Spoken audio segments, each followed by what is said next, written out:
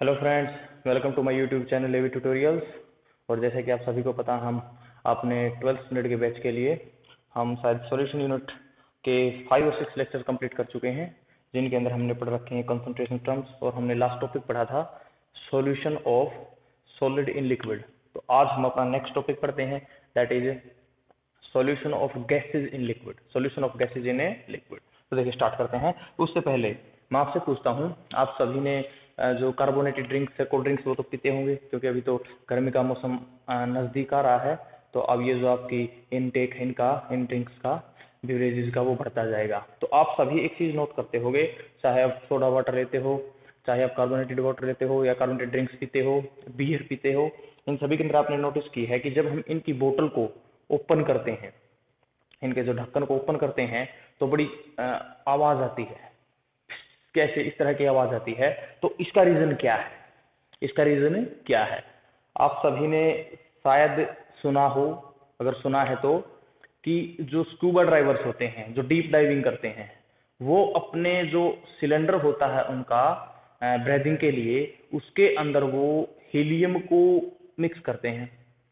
उसके उस सिलेंडर की जो एयर की कंपोजिशन होती है, वो सिंपल एयर वाली नहीं होती। नाइट्रोजन 78% नहीं होती। नाइट्रोजन को घटाते हैं, हीलियम ऐड करते हैं। ऐसा क्यों है? ऑक्सीजन और डालते हैं, ऐसा क्यों है? तो कुछ क्वेश्चन है बेसिक से जो इस टॉपिक से रिलेटेड है। मैंने आपको बताया क्वेरीज क्या होती हैं, क्यों हम इसको पढ़ रहे हैं, एप्लीकेशन बहुत ज्यादा है। क्यों कोल्ड वाटर के अंदर जो एक्वाटिक स्पीसीज है ज्यादा कंफर्टेबल है as compare to hot water. जो एक्वाटिक एनिमल्स हैं वो ठंडे पानी में रहना पसंद करते हैं, अगर कंपैरिजन किया जाए तो गर्म पानी से। तो ऐसा क्यों है? इन सभी के आंसर हम आज के टॉपिक में देंगे। तो हम स्टार्ट कर रहे हैं टुडेज टॉपिक है, that is solution of gases in liquid. तो देखिए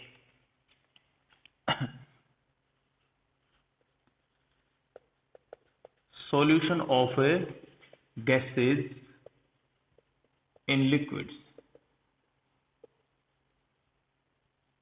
कि गैसेज का अगर सॉल्यूशन बनाया जाए जिसमें लिक्विड सॉल्वेंट है, सॉल्यूट अपना गैस है, तो इस तरह के सॉल्यूशन में हम किन किन फैक्टर्स को हम पढ़ेंगे, मैंने पर्टिकुलरली लिख भी दिया है कि सॉल्यूट कौन है, सॉल्वेंट कौन है, क्लियर हो जाएगा आपको। अब हम देखते हैं आगे कि अब पहला क्वेश्चन तो वही आता है जैसे हमने सॉलिड के केस में डिफाइन किया था कि सोल्युबिलिटी। हम सबसे पहले बताएंगे सोल्युबिलिटी। अब सोल्युबिलिटी मैंने लास्ट लेक्चर में आपको बताया था कि सोल्युबिलिटी का मीनिंग क्या होता है, एक पर्टिकुलर अमाउंट या फिर maximum amount of solute that can be dissolve in a particular और in a unit amount of solvent. कि सोलवेंट की यूनिट अमाउंट में हम सोल्यूट की मैक्सिमम अमाउंट कितनी ऐड कर सकते हैं सैचुरेटेड सॉल्यूशन बनाने के लिए, उसी को हमने नाम दिया था सोल्युबिलिटी का। तो इसी तरह से हम सोल्युबिलिटी। अब जो गैसेज के केसेस में देखिए, मैं पहली चीज आपको जो बता रहा हूं वो सोल्युबिलिटी। अब गैसेज के केस में देखिए, मैं सारी चीजें जो बताऊंगा वो गैसेज से रिलेटेड होंगी, गैसेज इन लिक्विड। तो सोल्युबिलिटी का पहला जो हम सोल्युबिलिटी किस किस चीज में डिफाइन कर सकते हैं इस टॉपिक के अंदर, हम कर सकते हैं मास। मास का मतलब हम ग्राम्स में बताएंगे। हम कर सकते हैं मोल फ्रैक्शन, हम कर सकते हैं मोल्स पर लीटर, मोलैरिटी के केस में मोल्स पर लीटर। हम यूज कर सकते हैं वॉल्यूम, मिलीलीटर में पर 1 millilitre of solvent. Volume in millilitre, किसकी? सॉल्यूट की, सॉल्वेंट के 1 मिलीलीटर के अंदर। तो हम इस तरह से गैस की सोल्युबिलिटी को डिफाइन कर सकते हैं कि एक यूनिट मास, सॉल्वेंट के एक यूनिट मास में कितना मास सॉल्यूट का, सॉल्वेंट के मोल फ्रैक्शन में कितना मोल फ्रैक्शन सॉल्यूट का, मोल्स पर लीटर कितने सॉल्यूट के, और वॉल्यूम कितने। इस तरह से हम डिफाइन कर सकते हैं। अब मैं बेसिकली सोल्युबिलिटी में आपको बता चुका, अब मैं इसको डिफाइन कर देता हूं। इसको एक स्पेशल नाम दिया गया है। अगर मैं कहूं volume of solute per 1 ml of solvent at a particular temperature, पर at a particular temperature and pressure pressure to make saturated solution.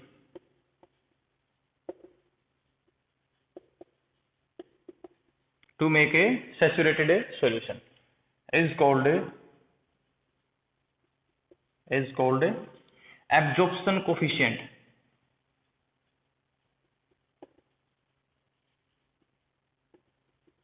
Absorption coefficient of gas. Absorption coefficient of a gas denoted by alpha. तो अगर कोई आपसे पूछ ले, वैसे ज्यादा important नहीं है बट फिर भी मैं बता रहा हूं आपको, कुछ बुक्स में दिया होता है कि what is alpha for a gas और absorption coefficient of a gas. तो इसका मीनिंग क्या है? इसका मीनिंग बिल्कुल सिंपल है कि वॉल्यूम इन मिलीलीटर किसकी of solute, volume millilitre of है सोल्यूट। सारी चीजें मैं सोल्यूट के लिए बता रहा हूँ, जिसमें जो सोल्यूट है पर्टिकुलर गैसेज पर 1 मिलीलीटर ऑफ ए सोलवेंट किसी पर्टिकुलर टेम्परेचर और प्रेशर के ऊपर, क्या बनाने के लिए? सैचुरेटेड सॉल्यूशन बनाने के लिए। इसी को हम कहते हैं absorption coefficient of a gas, that is denoted by alpha. हम मैथमेटिकली इसको इस तरह से लिख सकते हैं, अल्फा एब्जॉर्प्शन कोफिशिएंट, वॉल्यूम किसके अंदर? मिलीलीटर के अंदर, किसकी? सोल्यूट की। किसके अंदर? इन 1 मिलीलीटर, इन 1 मिलीलीटर किसका? 1 millilitre of solvent, 1 millilitre of a solvent, it is called as alpha. तो ज्यादा इंपॉर्टेंट नहीं है बट फिर भी मैंने बताया है कि अगर आपसे कोई पूछ ले कि गैस का एब्जॉर्प्शन कोफिशिएंट क्या होता है तो आप इस तरह से बताएंगे। तो हम गैस की सोल्युबिलिटी को इन 4 केसेस से डिफाइन कर सकते हैं। अब हमने एक तरीका ये बताया है बट हमारा जो ज्यादा जो यूज होने वाला तरीका है वो होगा मोल फ्रैक्शन, या फिर हम करेंगे मास को यूज, कि कितने number of grams of solute dissolved in a particular amount of a solvent in grams. तो इस तरह से हम डिफाइन करेंगे। तो हम स्टार्ट करते हैं अपने टॉपिक को। आई होप आपने नोट कर लिया होगा, आपको समझ आया होगा। तो अब देखिए, अब बात आती है नेक्स्ट चीज कि जो सोल्युबिलिटी है गैस की सोलवेंट के अंदर, वो किन फैक्टर्स पे डिपेंड करती है? At what factors solubility of gas in a liquid solvent depends. तो देखिए, सोल्युबिलिटी जो जनरली फैक्टर्स होंगे वो फैक्टर्स हैं, नंबर 1 फैक्टर है जिसके ऊपर डिपेंड करती है nature of solute, nature of A solute and solvent, nature of solute and A solvent. तो पहला फैक्टर है nature of solute and A solvent. Second factor इसके अंदर हम पढ़ेंगे, सेकंड फैक्टर इसके अंदर है टेम्परेचर, टेम्परेचर जिसके ऊपर हम मेजर कर रहे हैं। थर्ड जो चीज है very very important, pressure. Third मैं बता देता हूं प्रेशर। इसको हमारे को अच्छे से पढ़ना है, इसी के अंदर आएगी हमारी हेनरीज लॉ, इसी के अंदर हम पढ़ने वाले हैं हेनरी लॉ। तो basically solubility of gas in liquid depends upon these 3 factors, nature of solute and solvent, temperature, pressure of a gas. तो आगे हम डिटेल में पढ़ेंगे। तो स्टार्ट करते हैं हम। सबसे पहला जो फैक्टर है nature of solute and solvent. तो देखिए, nature of solute and A solvent, अगर मैं आपको कहूं, एक एग्जांपल से मैं आपको बताता हूं। जैसे मैंने गैसेज मान ली नाइट्रोजन एंड ए ऑक्सीजन। अगर इन गैसेज को डिसोल्व किया जाए किसके अंदर है? वाटर के अंदर।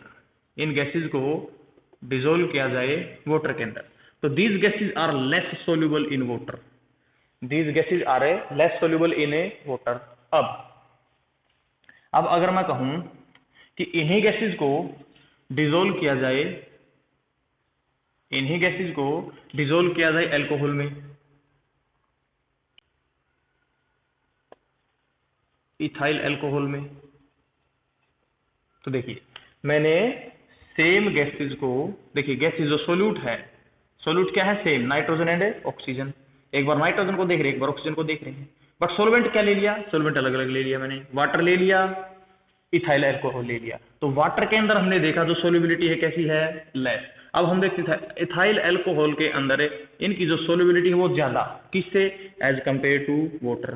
तो इस एग्जांपल से हमने देखा कि जब एक ही सोल्यूट को, सेम सोल्यूट को अलग अलग सॉल्वेंट में डालते हैं तो सोल्यूबिलिटी भी क्या आती है, अलग अलग। It means solubility of solute depends on nature of a solvent. अभी देखिए, अभी मैं दूसरा एग्जांपल लेता हूं। अगर हम ले लेते हैं HCl गैस, अगर हम ले लेते हैं अमोनिया गैस, अगर हम ले लेते हैं H2S गैस, अगर मैं इन्हीं गैसेज को डिजोल्व करूं किसके अंदर है, वाटर को, किसके अंदर डिजोल्व करूं, वाटर के अंदर। तो अब देखिए, अब यहाँ पे जो इनकी सोल्युबिलिटी है वो होती है ज्यादा, यहाँ पे इनकी जो सोल्युबिलिटी है वो होती है ज्यादा। और अगर इन्हीं गैसेज को मैं डिजोल्व करूं इथाइल अल्कोहल में, अगर इन्हीं को मैं डिजोल्व करूं इथाइल अल्कोहल में, तो यहाँ पे इनकी सोल्युबिलिटी होती है कम। अब इस एग्जांपल से क्या समझ आता है, देखिए अब हमने सोलवेंट को सेम रखा, सोलवेंट को सेम रखा इन दो एग्जांपल में, और सोल्यूट को अलग रखा। ये सोलवेंट था इथाइल अल्कोहल, यहाँ भी सोल्यूट डिफरेंट है। तो जब सोलवेंट सेम था, सोल्यूट डिफरेंट था, तो जो सोल्युबिलिटी है वो भी क्या ही है, डिफरेंट। ये सोल्यूट इस सोलवेंट के अंदर ज्यादा डिजोल्व हो रहा था, ये सोल्यूट इस सोलवेंट के अंदर कम डिजोल्व हो रहा। दूसरा एग्जांपल देख लेते हैं, इन्हीं गैसेज को वाटर में डिजोल्व किया, सोल्युबिलिटी ज्यादा। अब अगर इथाइल अल्कोहल में करते तो कम। तो यहां से भी हम देख सकते हैं कि यहाँ पे वाटर और वाटर, सोलवेंट हमने सेम रखा, सोल्यूट को बदल दिया, तो सोल्युबिलिटी भी क्या हो गई, चेंज। तो इस तरह से हमने दो एग्जांपल से देखा। इस अकेले इस एग्जांपल से समझ आता है सोलवेंट डिफरेंट तो सेम सोल्यूट की सोल्युबिलिटी भी डिफरेंट। इस एग्जांपल से भी हमने देखा सोलवेंट डिफरेंट, सेम सोल्यूट की सोल्युबिलिटी दोनों केसेज में क्या है, अलग अलग। अब दोनों, अगर मैं इतना पोर्शन लूं, अगर मैं इतना पोर्शन लूं तो समझ आता है solvent same but solute different, therefore there solubility also different. इतना एग्जांपल लूं, सोलवेंट सेम सोल्यूट डिफरेंट, तो सोल्युबिलिटी भी डिफरेंट। तो मेन समझ आता है solubility of a solute in a liquid solvent, solute कैसा हो, gas, in a liquid solvent depend upon nature of solute and nature of a solvent. तो हमने देखा कि पहला फैक्टर, किसी गैस की सोल्युबिलिटी किसी लिक्विड सोलवेंट के अंदर डिपेंड करती है नेचर ऑफ सोल्यूट की, कौन सी गैस को डिसोल्व कर रहे हैं और किस सोलवेंट के अंदर डिसोल्व कर रहे हैं। अगर हम इन गैसेज को इस सोलवेंट के अंदर करें तो सोल्युबिलिटी कम, इन्हीं गैसेज को इस सोलवेंट के अंदर करें तो सोल्युबिलिटी ज्यादा। तो इस तरह से nature of solute and nature of a solvent. I hope पहला फैक्टर आपको समझ आया होगा। उसके बाद हम चलते हैं नेक्स्ट फैक्टर के ऊपर। तो देखिए नेक्स्ट फैक्टर क्या है। पहला फैक्टर हम पढ़ चुके, ज्यादा इंपॉर्टेंट तो नहीं है बट पता होना चाहिए। उसके बाद है second factor. Second factor is temperature.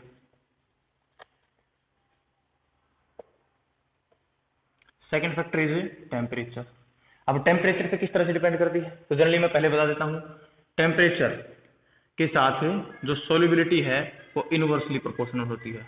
कि सोल्युबिलिटी किसकी, ऑफ अ गैस, किसके अंदर, in a liquid solvent, solubility of a gas in a liquid solvent is inversely proportional to temperature. It means अगर हम सोल्युबिलिटी को बढ़ाएंगे तो टेम्परेचर को कम करना पड़ेगा, अगर टेम्परेचर को बढ़ाएंगे तो सोल्युबिलिटी हो जाएगी कम, सोल्युबिलिटी हो जाएगी कम। उल्टा है, टेम्परेचर बढ़ेगा तो सोल्युबिलिटी कम होगी। अब इसका रीजन पढ़ते हैं, अब इसका रीजन पढ़ देते हैं, ऐसा क्यों है। बिकॉज देखिए हम यहाँ पे लिखते हैं बिकॉज, ऐसा क्यों है, बिकॉज एज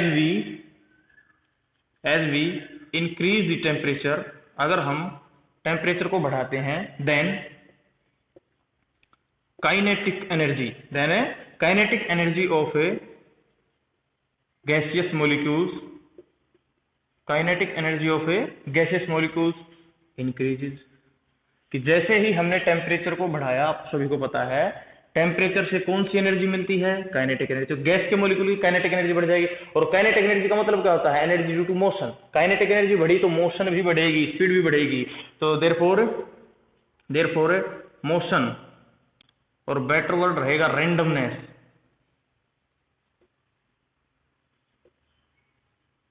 और रेंडमनेस आल्सो इंक्रीजेस। जो रेंडमनेस है वो भी इंक्रीज होगी। तो जैसे हमने टेम्परेचर बढ़ाया, गैस के मॉलिक्यूल की काइनेटिक एनर्जी बढ़ी, काइनेटिक एनर्जी बढ़ी तो मोशन बढ़ी, रेंडमनेस बढ़ी।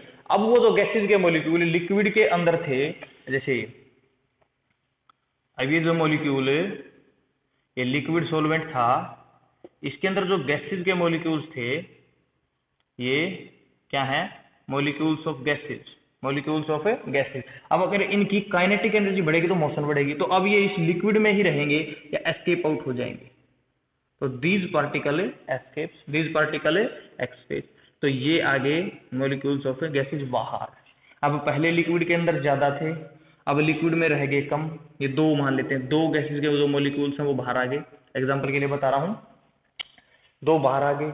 तो पहले गैसेज के मॉलिक्यूल 4 थे अंदर, अब केवल रह गए 2, अब ओनली 2, तो कम है गैस, इट मींस सोल्युबिलिटी क्या हुई, सोल्युबिलिटी होगी डिक्रीज। तो therefore molecules of gases, therefore molecules of gases escapes out, therefore molecules of gases escapes out from a solvent, from a solvent। तो solvent के अंदर से अगर बाहर आ जाएंगे तो solubility क्या होगी, डिक्रीज। इसको हम दूसरे तरीके से भी एक्सप्लेन कर सकते हैं, इसको हम एक्सप्लेन कर सकते हैं लीचेटलियर प्रिंसिपल से भी। तो देखिए वो कैसे, कि हम पढ़ रहे हैं कि टेम्परेचर के बढ़ाने पे सोल्युबिलिटी डिक्रीज होगी। अब एक रीजन हमने काइनेटिक एनर्जी का दिया, दूसरा रीजन हम दे सकते हैं ऐसा क्यों है, ऐसा है because of Lee Chatelier principal, Lee Chatelier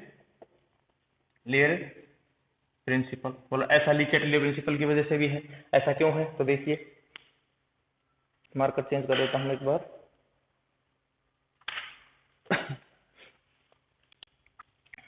तो देखिए अब जो ये गैसेज का डिसोल्यूशन का प्रोसेस है, जो डिसोल्यूशन ऑफ गैसेज है, जो डिसोल्यूशन ऑफ गैसेज है, वो एक एक्सोथर्मिक प्रोसेस है,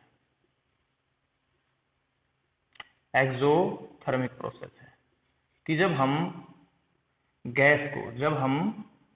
गैस को डिसोल्व करते हैं एक लिक्विड सॉल्वेंट के अंदर, तो एक्सोथर्मिक प्रोसेस मींस क्या हुआ कि गैस और वाटर ले लेते हैं हम, लिक्विड सॉल्वेंट, ठीक है, gas plus water gives rise solution. अब इन दोनों को मिलने से क्या बनेगा, सॉल्यूशन। साथ में बनेगी हीट एनर्जी, साथ में बनेगी हीट एनर्जी। अब ये सारी चीजें इक्विलिब्रियम में मैंने कल ही बता दिया था लास्ट लेक्चर के अंदर, ये सारी बातें हैं इक्विलिब्रियम के अंदर। अब ली चैटलियर प्रिंसिपल अगर हम लगाते हैं, अब हम इस रिएक्शन का टेम्परेचर बढ़ा रहे हैं, अब इस रिएक्शन में हम टेम्परेचर बढ़ा रहे हैं, तो देखिए ली चैटलियर प्रिंसिपल ने क्या कहा था कि हम रिएक्शन के इक्विलिब्रियम को अगर डिस्टर्ब करेंगे तो रिएक्शन का जो इक्विलिब्रियम है हमारे द्वारा किए गए चेंज को नलीफाई करेगा। मींस रिएक्शन का जो इक्विलिब्रियम है, जो शिफ्ट हो गया हमारे टेम्परेचर बढ़ाने की वजह से, वो दोबारा से इक्विलिब्रियम में आना चाहेगा। वो उसके लिए क्या करेगा, बोला जो चेंज हमने किया था, हमने टेम्परेचर को बढ़ा दो, उसका उल्टा करेगा, वो टेम्परेचर को घटाने की कोशिश करेगा। अब टेम्परेचर कब कम होगा, जब हम हीट कंज्यूम करें, जब रिएक्शन के अंदर हीट कंज्यूम हो। तो अब इस डायरेक्शन में हीट कंज्यूम हो रही है या इस डायरेक्शन में, तो हम देखेंगे यहाँ ये दोनों मिलके हीट को कंज्यूम करेंगे कि solution plus heat gives rise gas plus water. कि सॉल्यूशन में से सॉल्वेंट और सोल्यूट सेपरेट हो रहे हैं, कब, हीट को लेके। इट मींस अब रिएक्शन की जो डायरेक्शन होगी, अब जो रिएक्शन की डायरेक्शन होगी वो ये होगी। तो अब देखिए सॉल्यूशन बन रहा है या उल्टा, सोल्यूट और सोलवेंट सेपरेट हो रहे हैं, तो सोल्यूट और सोलवेंट सेपरेट हो रहे हैं, तो इट मींस गैस बाहर आ रही है, सॉल्यूशन में से गैस बाहर आ रही है, तो सोल्युबिलिटी डिक्रीजेज, सोल्युबिलिटी डिक्रीज। तो इस तरह से हमारे पास दो तरीके हैं टेम्परेचर का रिलेशन बताने के लिए, चाहे ली चैटलियर प्रिंसिपल से बताएं और चाहे फिर आप बताएं काइनेटिक एनर्जी कैसे, तो दोनों में हम बता सकते हैं। उसके बाद नेक्स्ट फैक्टर पे हम चलते हैं जो कि बहुत इंपॉर्टेंट है। Next factor is pressure. Next factor is pressure, बहुत ही इंपॉर्टेंट टॉपिक है, फैक्टर है प्रेशर।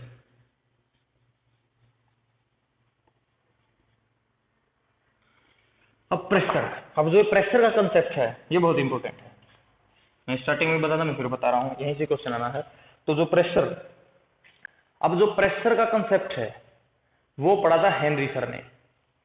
हेनरी सर ने प्रैक्टिकली इसको, क्वांटिटेटिवली इसको स्टडी किया था और उन्होंने अपना इसके ऊपर एक रूल दिया, एक लॉ दिया, जिसको हमने बोला हेनरी लॉ। तो हेनरी लॉ को भी हम इसी के अंदर पढ़ेंगे। तो देखिए किस तरह से, कि किस तरह अगर प्रेशर को हम घटाएं या फिर प्रेशर को बढ़ाएं, तो प्रेशर के घटाने और बढ़ाने से गैस की सोल्युबिलिटी लिक्विड सॉल्वेंट के अंदर घटेगी या बढ़ेगी। अब घटेगी तो किस तरह से बढ़ेगी, डायरेक्टली प्रोपोर्शनल, इनवर्सली प्रोपोर्शनल। तो देखते हैं किस तरह से। तो देखिए अब मैं इसको रेज कर रहा हूं। तीसरा फैक्टर हमारा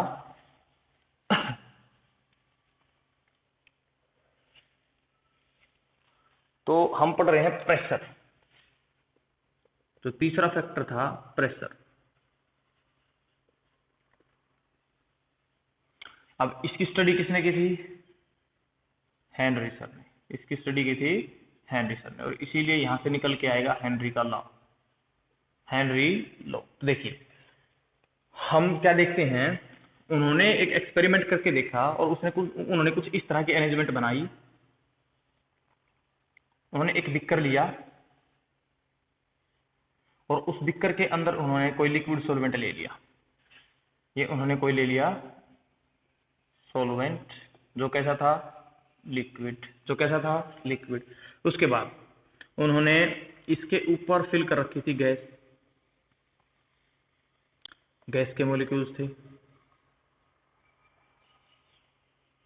इस तरह से गैस के मॉलिक्यूल्स ले लिए, और ये जो स्टडी कर रहे थे वो कर रहे थे इक्विलिब्रियम में। अब कैसी कंडीशन है? इक्विलिब्रियम की कंडीशन है, ध्यान रखेंगे। अब ये गैस ले ली, कोई भी गैस ले ली किसी भी टेम्परेचर और प्रेशर पे, पर्टिकुलर टेम्परेचर एंड प्रेशर, किस कंडीशन में है? इक्विलिब्रियम। अब इक्विलिब्रियम बनने के लिए हमारे को पता है क्लोज कंटेनर करना पड़ता है। अब क्लोज कंटेनर उन्होंने क्या, एक पिस्टन के साथ, क्योंकि हम कंसेप्ट किसका पढ़ रहे हैं? प्रेशर का, तो प्रेशर लगाना पड़ेगा, प्रेशर घटाना पड़ेगा। तो हमने एक पिस्टन ले लिया, हमने ले लिया एक पिस्टन, और जो पिस्टन प्रेशर यहाँ पे इस केस में लगा रहा था पी, प्रेशर लगा रहा था पी, ठीक है। पी की हम कुछ भी वैल्यू मान लेते हैं, मानने के लिए हमने ले लिया 8 किलो बार, हमने प्रेशर को मान लिया 8 किलो बार। अब उन्होंने क्या किया, अब देखिए, अब जो एक गैस है इसकी कुछ ना कुछ अमाउंट, इसकी कुछ ना कुछ अमाउंट इसके अंदर जारी होगी, मतलब डिसोल्यूशन प्रोसेस, गैस डिसोल्व हो रही है लिक्विड सॉल्वेंट के अंदर। तो अब इन्होंने इस प्रेशर के ऊपर रिलेशन बनाया, किस किस के अंदर है? Pressure of gas, pressure of a gas, pressure of a gas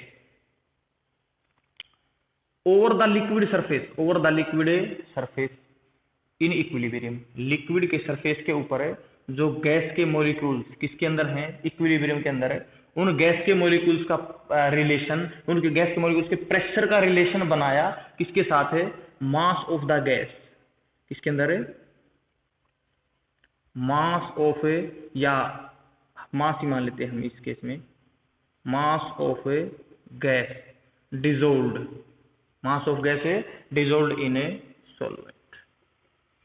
तो उन्होंने रिलेशन बनाया mass of gas dissolved in a solvent, कि इस सॉल्वेंट के अंदर कितना गैस का कितना मास डिसोल्व्ड है, उसका रिलेशन बनाया इस ऊपर लिक्विड के सरफेस के ऊपर जो गैस प्रेजेंट है उस गैस का कितना प्रेशर है। तो गैस के प्रेशर से रिलेशन बनाया mass of gas dissolved in a solvent. किस तरह से बनाया? एक बार उन्होंने ये केस लिया, फिर उन्होंने शिफ्ट किया कुछ इस तरह से, बिक्कर सेम है और ये लिक्विड की जो वॉल्यूम है वो भी सेम है। उसके बाद अब उन्होंने क्या किया, प्रेशर को उन्होंने इंक्रीज कर दिया, उन्होंने प्रेशर को इंक्रीज कर दिया, पिस्टन के ऊपर प्रेशर लगाया, पिस्टन की वजह से इन गैस के मॉलिक्यूल्स पे प्रेशर को इंक्रीज कर दिया, और जो प्रेशर मान लेते हैं हम 16 किलो बार, 2 गुना प्रेशर कर दिया हमने, 16 किलो बार प्रेशर को बढ़ा दिया। अब प्रेशर के बढ़ाने से हुआ क्या, पहले जो ये वॉल्यूम ज्यादा थी, अब ये वॉल्यूम होगी कम। देखिए वॉल्यूम हम मान लेते हैं लगभग आधी होगी, मान लेते हैं कि वॉल्यूम, अब नई जो वॉल्यूम बनी वो V2 होगी। अब जितने गैसेज के मॉलिक्यूल काउंट करते हैं 1 2 3 4 5 6 7 8 9 मॉलिक्यूल्स हैं। अब वही 9 मॉलिक्यूल्स जो मानने के लिए कहीं ये कह दो कि 9 ही है, अब वही जो गैसेज के 9 मॉलिक्यूल्स थे पहले ज्यादा वॉल्यूम में थे, अब वो कम वॉल्यूम में आ गए। इट मीन्स, अब देखिए वॉल्यूम कम हुई है तो डेंसिटी क्या हो जाएगी? ज्यादा। मतलब इसी वॉल्यूम के अंदर पहले इस वॉल्यूम में इतने पार्टिकल थे, अब कम वॉल्यूम में इतने पार्टिकल हैं। इट मीन्स ज्यादा जो मॉलिक्यूल्स वो सरफेस के पास आ जाएंगे, ज्यादा मॉलिक्यूल्स क्या जाएंगे? सरफेस के पास। अब ज्यादा मॉलिक्यूल सरफेस के पास आएंगे तो ज्यादा से ज्यादा मॉलिक्यूल गैस लिक्विड के अंदर एंटर करेंगे, ज्यादा से ज्यादा गैस के मॉलिक्यूल लिक्विड के अंदर एंटर करेंगे। अब मतलब क्या हुआ, हमने जैसे ही प्रेशर बढ़ाया, और सारी चीजें सेम हमारे रिएक्शन की, जैसे ही हमने प्रेशर बढ़ाया तो ज्यादा गैस के मॉलिक्यूल सॉल्वेंट के अंदर गए, ज्यादा गैस के मॉलिक्यूल सॉल्वेंट के अंदर गए तो सॉल्वेंट के अंदर गैस का जो मास है, गैस का जो मास डिजोल्व्ड मास है वो क्या हो जाएगा, ज्यादा, वो क्या हो जाएगा, ज्यादा। इक्विलिब्रियम की कंडीशन यहां भी है, इक्विलिब्रियम की कंडीशन है यहां भी है। तो उन्होंने देखा कि प्रेशर के बढ़ाने से ज्यादा मॉलिक्यूल्स गैस के अंदर गए, इट मीन्स लिक्विड सॉल्वेंट के अंदर गैस की अमाउंट ज्यादा होगी। अब लिक्विड सॉल्वेंट के अंदर गैस की अमाउंट, सोल्यूट की अमाउंट ज्यादा होगी तो क्या बढ़ेगी, सोल्यूबिलिटी। क्या बढ़ेगी, सोल्यूबिलिटी। तो उन्होंने एक कंसेप्ट बनाया क्वांटिटेटिवली, उन्होंने क्या कहा कि मास ऑफ ए गैस, कौन सा मास है भाई, ये dissolved in a solvent, directly proportional to pressure of gas, directly proportional to pressure of a gas. कहां पे, over the liquid surface, over the liquid surface in equilibrium, at a particular temperature, उन्होंने तो एक basic concept बताया कि solvent के अंदर जो गैस का मास डिजोल्व होगा, मींस सोल्यूबिलिटी हम इसको कह सकते हैं, वो बढ़ेगी किसके बढ़ाने से, प्रेशर के बढ़ाने से। तो अब इसको हम इस तरह से भी लिख सकते हैं कि मास, प्रोपोर्शनलिटी के साइन को हटाएंगे, इक्वल लगाएंगे और कोई ना कोई प्रोपोर्शनलिटी कांस्टेंट लगाएंगे, तो इसको हम इस तरह से भी लिख सकते हैं, जहां पे के क्या है, प्रोपोर्शनलिटी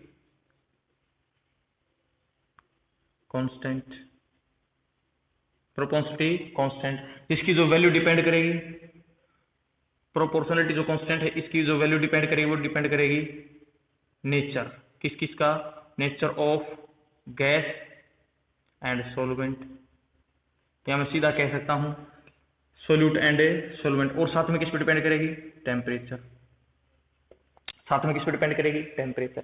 तो यहां से उन्होंने इन रिजल्ट्स को निकाला और एक लॉ को उन्होंने बताया, एक नियम उन्होंने बताया कि जब हम गैस के प्रेशर को बढ़ाएंगे तब सोल्यूबिलिटी भी बढ़ेगी, और किस रेट से बढ़ेगी, डायरेक्टली प्रोपोर्शनल। तो मास ऑफ गैस और यू कैन से सोल्यूबिलिटी, आप इस वर्ड को यूज कर सकते हैं सोल्यूबिलिटी के केस में भी, यही तो मतलब होता है सोल्यूबिलिटी का, कि पर्टिकुलर अमाउंट में ज्यादा से ज्यादा सोल्यूट कितना हो सकता है, उसी को तो बोलते हैं solubility.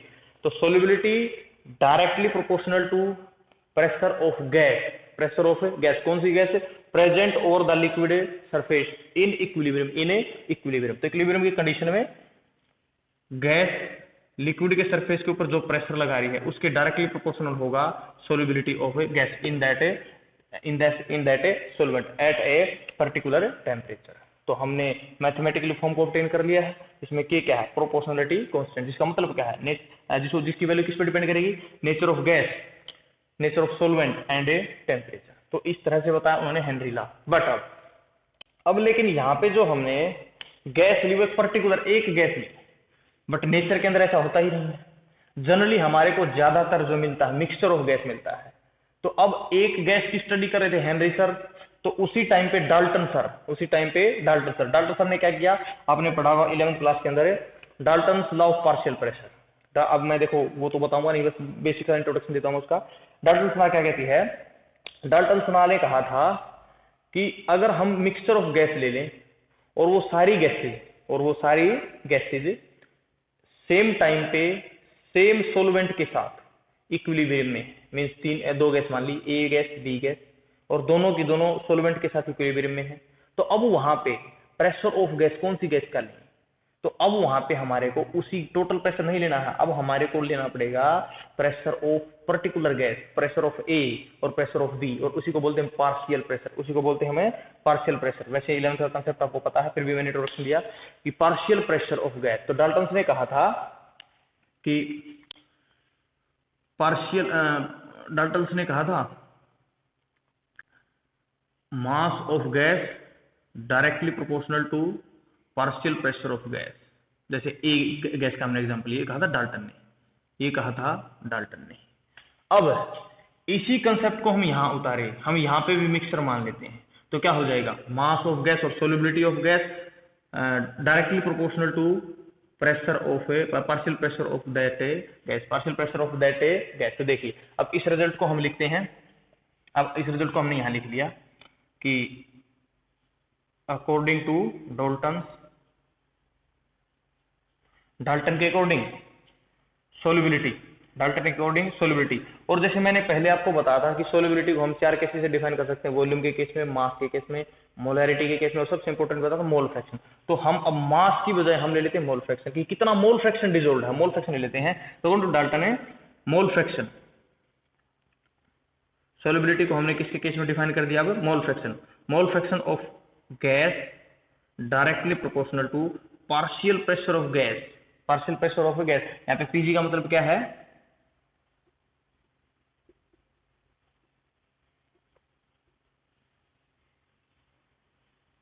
Partial pressure of a gas. यहाँ पे पीजी का मतलब है partial pressure of a gas. तो देखिए अब हम इसको इस तरह से लिख सकते हैं कि यही प्रोपोर्शनल का साइन हम हटाएंगे, X G mole fraction of gas is equal to K dash into partial pressure of gas. अब देखिए वो के नहीं है, क्योंकि वहां पे एक ही गैस है, यहाँ पे 2 गैस है, यहाँ पे पार्शियल प्रेशर है, वहां पे सिर्फ एक गैस है, यहाँ पे के भी अलग है, तो के डैश। अब इसी को हम रीअरेंज करके कुछ इस तरह से भी लिख सकते हैं कि पीजी की यहाँ पे वैल्यू निकाल सकते हैं, partial pressure of gas will be equal to mole fraction of gas, और ये इधर जाके हो जाएगा डिवाइड में 1 में के डैश, 1 में के डैश। अब इस 1 के डैश को हेनरी सर ने क्या किया, रिप्लेस कर दिया के एच से, हेनरी सर ने रिप्लेस कर दिया के एच से, हेनरीज कांस्टेंट रिप्लेस कर दिया कैसे, हेनरीज कांस्टेंट। तो फाइनल रिजल्ट मैं यहाँ पे लिख सकता हूं, फाइनल रिजल्ट मैं यहाँ पे लिख सकता हूं कि partial pressure of gas, partial pressure of gas is equal to, partial pressure of gas is equal to, देखिए 1 के डैश, इसको हमने लिख दिया के एच, तो हम इसको इसकी वैल्यू पुट कर देते हैं के H into multiplied mole fraction of gas, multiplied by mole fraction of a gas. तो स्टूडेंट देखिए हेनरी लॉ की मैंने पहले भी डेरिवेशन बताई थी ये, बट उससे हमने नेक्स्ट जो इक्वेशन है, नेक्स्ट फॉर्म है, उसको डिराइव कर लिया। और बहुत ही इंपॉर्टेंट, आपको यही फॉर्म याद करनी है, आपको जो मेमोराइज करनी है, हानि वो भी चाहिए, कभी कभी न्यूमेरिकल उससे भी सोल्व हो जाता है, बट ज्यादातर केसेज में जो न्यूमेरिकल्स में अप्लाई होगी वो ये फॉर्म होगी। तो आप हेनरी लॉ की फॉर्म ये अप्लाई कीजिए। अब यहाँ पे डेफिनेशन भी हम बना सकते हैं हेनरी लॉ की, देखिए डेफिनेशन किस तरह से बनाएंगे। अब अगर मैं इसको हटा दूं तो यहाँ पे साइन लगेगा प्रोपोर्शनलिटी का, हम कह सकते हैं partial pressure of a gas present over the surface of liquid, present over the surface of a liquid at in equilibrium at a particular temperature, is directly proportional to mole fraction of a gas present, ये कौन सा mole fraction है, present in a solvent और dissolved in a solvent, जो मैंने पहले बताया। तो इस तरह से हम हेनरी लॉ की नई डेफिनेशन बना सकते हैं। तो हम फाइनल फॉर्म देते हैं हेनरीज लॉ को। फाइनल फॉर्म देने से पहले मैं एक बार इसको दोबारा से बता देता हूं आपको। हेनरी सर ने क्या किया था, क्वांटिटेटिवली स्टडी की थी कि कितना बढ़ाने से कितना इफेक्ट पड़ेगा। तो इस तरह से अब किया क्या, एक बार प्रेशर कम लिया, सारी कंडीशन को सेम रखा, प्रेशर को बढ़ा दिया, प्रेशर को बढ़ाया तो देखा ज्यादा से ज्यादा मॉलिक्यूल सेंटर करेंगे, तो सोल्युबिलिटी बढ़ेगी। यहाँ पे फॉर्म दे दिया कि mass of gas dissolved in solvent directly proportional to partial pressure of gas present over the liquid surface. अब उसके बाद फिर ये फॉर्म बना दी। अब इसी फॉर्म को हमने अब यहाँ पे बस क्या किया, हमने मास ऑफ गैस को रिप्लेस कर दिया हमने मोल फ्रैक्शन ऑफ गैस, क्योंकि मास ऑफ गैस का मतलब क्या था, सोल्युबिलिटी, और सोल्युबिलिटी को डिफाइन कर सकते हैं मोल फ्रैक्शन के साथ। अब हमने प्रेशर ऑफ गैस को रिप्लेस कर दिया पार्शियल प्रेशर से, पार्शियल प्रेशर ऑफ गैस, आप समझे होंगे। उसके बाद हमने बस नई कंडीशन लगाई तो कांस्टेंट भी नया लिया। अब कांस्टेंट को रिप्लेस करके 1 के डैश को हमने नाम दे दिया के एच का, और के एच का नाम देते हैं हमारे पास आगे फाइनल है। तो this will be the final equation for the Henry's law. आपको यही मेमोराइज करनी है। अब मैं लिख देता हूँ हेनरी लॉ की डेफिनेशन की। हेनरी लॉ की डेफिनेशन आपको क्या लर्न करनी है, आप अपने से अगर समझ में आया तो आप अपने से हेनरी लॉ की डेफिनेशन को बना सकते हैं, बट फिर भी मैं बता देता हूं कि हेनरी लॉ की जो डेफिनेशन है वो क्या होगी। और बोर्ड के एग्जाम्स के लिए कंपटीशन में एक ही बार क्वेश्चन आया है, कंपटीशन में इससे एक ही बार क्वेश्चन आया है, बट जो बोर्ड के लिए बहुत इंपॉर्टेंट है। अब देखिए हेनरी लॉ क्या कहती है, हेनरी लॉ क्या कहती है, it state that partial pressure of gas, partial pressure of a gas present, और जो गैस प्रेजेंट है present over the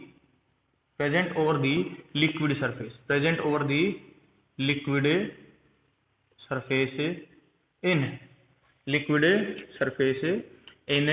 equilibrium at a particular temperature,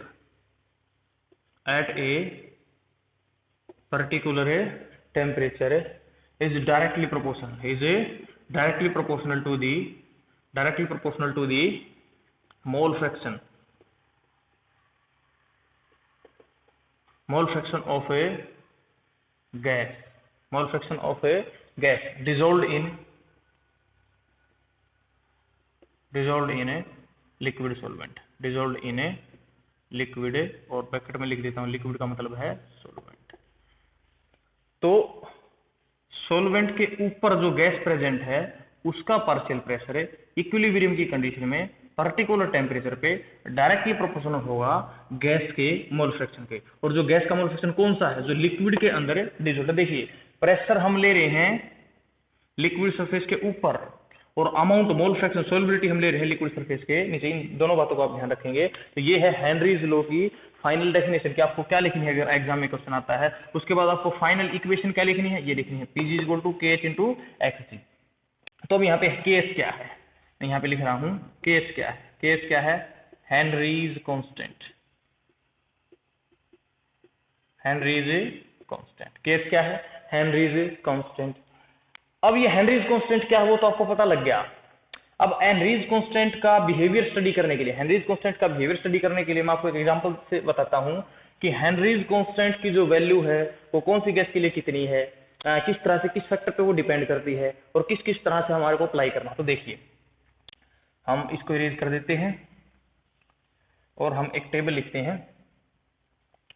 Henrys जो लॉ है उसकी फाइनल फॉर्म में भी लिख देता हूं। इसको मैं इरेज कर देता हूं क्योंकि आपने शायद नोट कर ली होगी, बस हम फाइनल फॉर्म रखेंगे।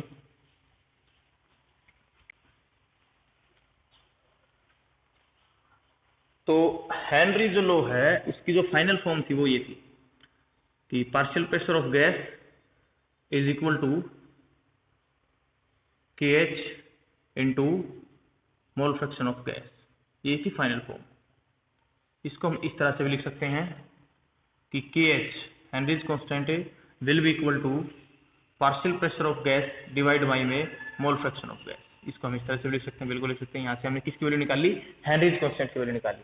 अब यहाँ से हम एक चीज देखिए, मोल फ्रैक्शन की जो यूनिट है वो कुछ नहीं होती, यूनिटलेस क्वांटिटी है। और ये प्रेशर, तो प्रेशर की यूनिट क्या होगी, प्रेशर की यूनिट हो सकती है ATM, प्रेशर की यूनिट हो सकती है बार, प्रेशर की यूनिट हो सकती है किलो बार, प्रेशर की यूनिट हो सकती है पास्कल, किलो पास्कल, एसेट्रा। आपको पता बहुत सारी यूनिट पास्कल की प्रेशर की होती है। तो इट मीन से जो हेनरीज कांस्टेंट है उसकी जो वैल्यू हो वो किस में आएगी, प्रेशर की यूनिट्स में। उसकी जो वैल्यू आएगी वो उसकी जो यूनिट आएगी वो किसकी यूनिट्स में आएगी, प्रेशर की यूनिट्स में। इसी तरह से यहाँ पे भी। अब देखिए, अब हमने केस के बिहेवियर को स्टडी करने के लिए डिफरेंट गैसेस के लिए और सोल्युबिलिटी को भी समझने के लिए हमने एक प्रैक्टिकल डाटा उठाया, प्रैक्टिकल एक्सपेरिमेंटल डाटा है। मैं लिखता हूं दो गैसेस का, जैसे मैंने लिख दिया, यहाँ पे लिख दिया मैंने गैस, यहाँ पे लिख दिया मैंने टेम्परेचर, और यहाँ पे लिख दी मैंने KH की वैल्यू। और KH की वैल्यू भी किसमें, किलो बार के अंदर। KH की वैल्यू भी किसमें लिख दी मैंने, किलो बार के अंदर। तो देखिए गैस हमने ले ली, जैसे ऑक्सीजन। टेम्परेचर हमने ले लिया 293 केल्विन, हमने ले लिया 303 केल्विन। अब KH की जो वैल्यू हमने देखी वो देखी कि लगभग वैल्यू आती है 34.86, 303 पे आती है 46.82। देखिए अप्रोक्सीमेट वैल्यू, थोड़ा बहुत चेंज हो सकता है। उसके बाद अगर हम बात करें नाइट्रोजन की, इसी टेम्परेचर पे 293 केल्विन, 303 केल्विन। अब हमने यहाँ पे डाटा देखा कि इसकी जो वैल्यू आती है वो आती है 76.48 और 88.48, हम 84 सॉरी अप्रोक्सीमेट वैल्यू है, वैल्यू ऊपर नीचे थोड़ा बहुत हो सकती है, तो ज़्यादा बड़ा इशू नहीं है। कहीं आप कह दो कि सर आपने गलत पढ़ा दिया, मैं पहले ही बता रहा हूँ कि जो वैल्यू है वो अप्रोक्सीमेट है। और अब ये जो गैसेज की केएच को हमने चेक किया, वो हमने सोलवेंट भी हम लिख लेते हैं, वो हमने सोलवेंट चेक किया वाटर के साथ। किन गैसेज को हमने किसमें डिजोल्व किया था? वाटर। इनको भी वाटर, इसको भी वाटर। तो हमने एक टेबल बना ली, देखिए बहुत इंपॉर्टेंट है, इस टेबल से हम रिजल्ट निकालेंगे। अब इसके साथ मैं एक और टेबल बना सकता हूं, जैसे मैंने टेबल बना ली हाइड्रोजन की वाटर के अंदर डिजोल्व करके और बेंजीन के अंदर डिजोल्व करके, और मैंने CO2 को डिजोल्व कर दिया वाटर में और मैंने डिजोल्व कर दिया बेंजीन में। CO2 H2 को वाटर में डिजोल्व कर दिया और मैंने बेंजीन में डिजोल्व कर दिया। बहुत अच्छे, ओके।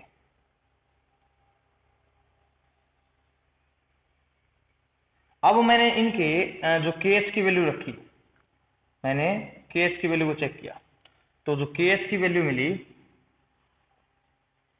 वो वाटर के अंदर वैल्यू मिली, वाटर के अंदर जो वैल्यू मिली वो थी, ये लगभग मान लेते हैं हमें 67.8 किलो बार। बेंजीन के अंदर वही वैल्यू मिली 3.67। CO2 के लिए KH की वैल्यू चेक की तो एक्सपेरिमेंटल डाटा है, अब इसकी वैल्यू मिली हमारे को 1.67, और बेंजीन के अंदर जब हमने वैल्यू चेक की तो यहाँ पे हमारे को 0.88। देखिए मैं फिर से कह रहा हूँ, बार बार मैं यही बोल रहा हूँ, वैल्यू ऊपर नीचे हो सकती है, बस समझाने के लिए मैं आपको लिख रहा हूँ ये वैल्यू। ये हमने क्या ले रखी थी? गैस। ये हमने क्या ले लिया? सोलवेंट। ये हमने क्या ले लिया? KH इन किलो बार। और अब हमने टेम्परेचर कितना रखा? इस टेबल के डाटा को ऑब्टेन कर लेंगे। टेम्परेचर हमने रखा 298 केल्विन, टेम्परेचर हमने रखा 298 केल्विन, यहाँ पे भी, यहाँ पे भी, यहाँ पे भी। तो इस तरह से हमने दो टेबल ड्रा कर ली। इस तरह से हमने दो टेबल, देखिए ये टेबल है, जो ये टेबल अलग है, ये टेबल अलग है, डाटा भी आप देख सकते हैं, आपको पता लग रहा होगा। अब इन टेबल से मैं आपको क्या समझाने की कोशिश, मैं आपको बताऊंगा बिहेवियर ऑफ KH, मैं आपको बताऊंगा बिहेवियर ऑफ KH। तो देखिए किस तरह से हमने एक सोल्यूट लिया ऑक्सीजन गैस, उसको अलग अलग टेम्परेचर पे उसके KH की वैल्यू को हमने मेजर किया, KH की वैल्यू को हमने मेजर किया, और एक ही सॉल्वेंट के अंदर। देखिए खास बात क्या है, एक ही सॉल्वेंट के अंदर, वाटर के अंदर। तो हमने क्या देखा, जब हमने ऑक्सीजन के KH की टेम्परेचर 293 केल्विन पे चेक किया तो उसकी वैल्यू थी ये। फिर हमने उसी सॉल्वेंट के अंदर अलग टेम्परेचर पे KH की वैल्यू को चेक किया तो वैल्यू आई अलग। दूसरा एग्जांपल देखते हैं, नाइट्रोजन का वाटर के अंदर 293 केल्विन पे KH की वैल्यू चेक की तो ये आई, 303 केल्विन पे वैल्यू चेक की तो ये आई।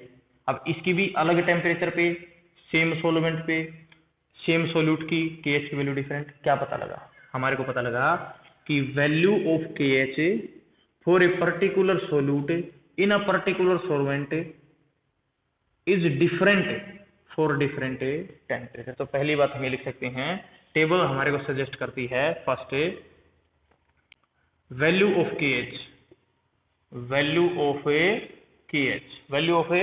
KH is a function of A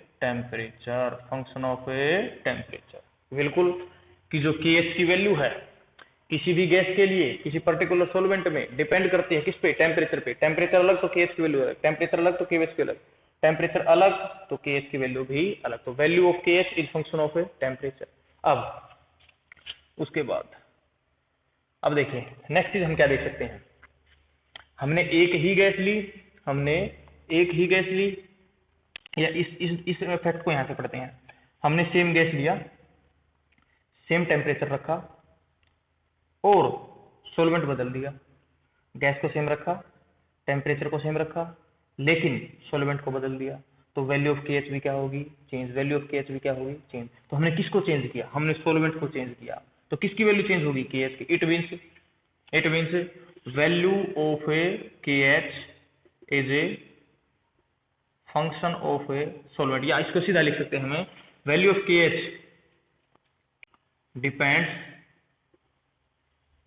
depends upon nature of a solvent. Value of KH depends upon nature of a solvent. के सॉल्वेंट अलग है तो सेम सॉल्यूट के लिए KH की वैल्यू भी अलग। दूसरा एग्जांपल भी देख सकते हैं, CO2 को सेम टेम्परेचर पे अलग अलग सॉल्वेंट में डिसोल्व किया तो KH की वैल्यू भी क्या आई, अलग। अब KH की वैल्यू क्यों पड़े वो भी बताएंगे। अब नेक्स्ट चीज हम यहाँ से क्या निकाल सकते हैं, नेक्स्ट चीज हम यहाँ से निकाल सकते हैं, सॉल्यूट को केस देख लेते हैं। हमने सॉल्वेंट को सेम रखा, हमने सॉल्वेंट वाटर ले लिया, सॉल्वेंट वाटर ले लिया, हमने टेम्परेचर को सेम रखा 293 kelvin, 293 kelvin, solvent same, temperature same, but solute different, यहाँ पे नाइट्रोजन गैस, यहाँ पे ऑक्सीजन गैस, तो KH की वैल्यू भी क्या है, हाँ जी KH की वैल्यू भी क्या है, अलग। Means KH depends upon nature of A solute also. तो हम ये लिख सकते हैं value of KH depends upon A nature of A solute. और गैस, सोल्यूट कौन होगा, गैस। तो अलग गैस के लिए अलग वैल्यू ऑफ ए और different value of A KH। उसके बाद देखिए क्या हम और कुछ भी निकाल सकते हैं, हम यहां से निकाल सकते हैं एक चीज और हम यहां से लिख सकते हैं KH के बारे में। हम लिख सकते हैं, देखिए KH is directly proportional to pressure of a gas. KH is directly proportional to pressure of a gas, हम पहले ही पढ़ चुके, सॉरी नहीं पढ़ा है। KH is directly proportional to pressure of gas and KH is inversely proportional to mole fraction of a gas. यहां से लिख सकता हूं मैं KH is inversely proportional, KH is inversely proportional to solubility, मैं मोल फ्रैक्शन नहीं लिख रहा हूं, मैं यहां से सीधा लिख रहा हूं solubility of gas, solubility of a gas in a particular solvent at a particular temperature. तो हमने चार चीजें निकाली। इस इक्वेशन से हम कह सकते हैं कि KH is inversely proportional to mole fraction of gas. और मोल फ्रैक्शन को किसके वजह से, मोल फ्रैक्शन की हेल्प से हमने किसको रिप्रेजेंट किया था, सोल्यूबिलिटी। तो सोल्यूबिलिटी के तो KH is inversely proportional to solubility of a gas. It means अगर सोल्यूबिलिटी घटती है तो KH की वैल्यू बढ़ेगी, KH की वैल्यू घटती है तो सोल्यूबिलिटी बढ़ेगी। तो ये मतलब होता है इनवर्सली प्रोपोर्शनल का। तो हमने चार चीजें सीखी, किसके बारे में सीखी, KH के बारे में। किसके बारे में सीखी, KH के बारे में। तो KH क्या है, value of KH depends on temperature, value of KH depends on nature of a solvent, value of KH depends upon nature of a solute and KH is inversely proportional to solubility of a gas from this equation. तो अब हम क्या कर सकते हैं, अब हम एक क्वेश्चन का आंसर दे सकते हैं जो मैंने पहले शायद आपको जिक्र किया था उस क्वेश्चन का। तो देखिए वो क्वेश्चन क्या था, मैंने पूछा था Y aquatic organisms are more comfortable in cold water than in hot water। गर्म पानी की बजाय एक्वाटिक एनिमल्स रहना पसंद करते हैं, ज्यादा कंफर्टेबल होते हैं, अच्छे से रह पाते हैं किसके अंदर, कोल्ड वाटर के अंदर। अब ऐसा क्यों है, तो देखिए इसका आंसर हम कैसे दे सकते हैं। मैं इस डाटा को अरेंज कर रहा हूं, शायद आपने नोट कर लिया होगा, नोट करने की जरूरत भी नहीं है, बस समझाने के लिए डाटा था। सारी बुक्स में आपको डाटा मिल जाएगा। थोड़ी बहुत वैल्यू में अगर मैंने कम ज़्यादा लिख दी हैं तो आप मैनेज कर लेंगे, मैंने बताया है समझाने के लिए, वैल्यू बस मैंने लिखी थी। तो यहाँ पे एक क्वेश्चन हम लिख सकते हैं, हमने क्वेश्चन लिखा why aquatic organisms are more comfortable in a cold water than a hot water। तो देखिए अगर आपने लेक्चर को ध्यान से देखा है तो आपको इस क्वेश्चन का आंसर आना चाहिए। जैसे ही हम टेम्परेचर, देखिए हॉट वाटर और कोल्ड वाटर में क्या डिफरेंस है, हॉट वाटर का टेम्परेचर ज्यादा होता है, कोल्ड वाटर का टेम्परेचर कम होता है। अगर टेम्परेचर बढ़ता है तो KH की वैल्यू भी बढ़ती है, value of KH is function of temperature. और आपने डाटा देखा था, मतलब क्या था, KH directly proportional to temperature, KH directly proportional to temperature. तो जैसे ही टेम्परेचर बढ़ेगा आंसर क्या होगा, कि जैसे ही टेम्परेचर बढ़ता है देन KH की वैल्यू भी बढ़ती है, देन KH की वैल्यू बढ़ेगी। अब KH is inversely proportional to solubility, KH is inversely proportional to, therefore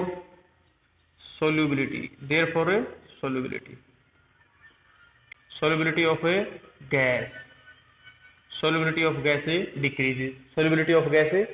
तो क्या है, जैसे ही टेम्परेचर बढ़ेगा KH की वैल्यू बढ़ेगी, KH की वैल्यू बढ़ने से solubility of gas बढ़ेगी क्योंकि इनवर्सली प्रोपोर्शनल। अब solubility of gas बढ़ेगी, मैंने कह दिया गैस घटेगी, इसका मतलब क्या हुआ, देखिए जो एक्वाटिक ऑर्गेनिजम्स हैं वो क्या करते हैं, वो वाटर के अंदर से जो उसके अंदर डिजोल्व ऑक्सीजन उसको ब्रीदिंग के रेस्पिरेशन के लिए यूज करते हैं।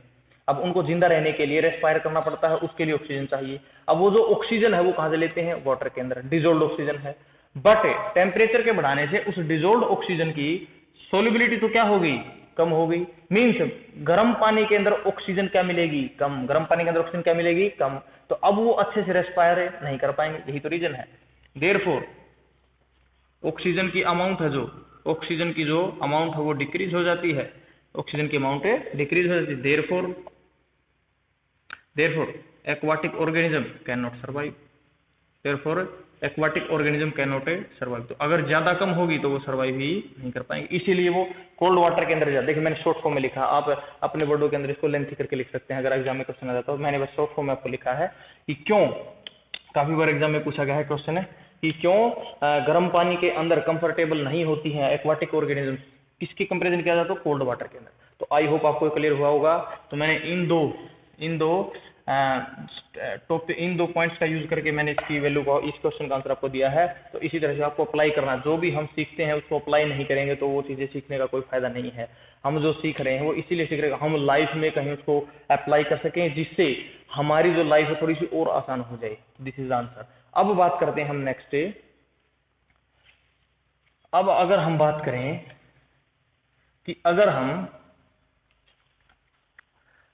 हम partial pressure of gas and mole fraction of gas, इनके बीच में ग्राफ ड्रा करें।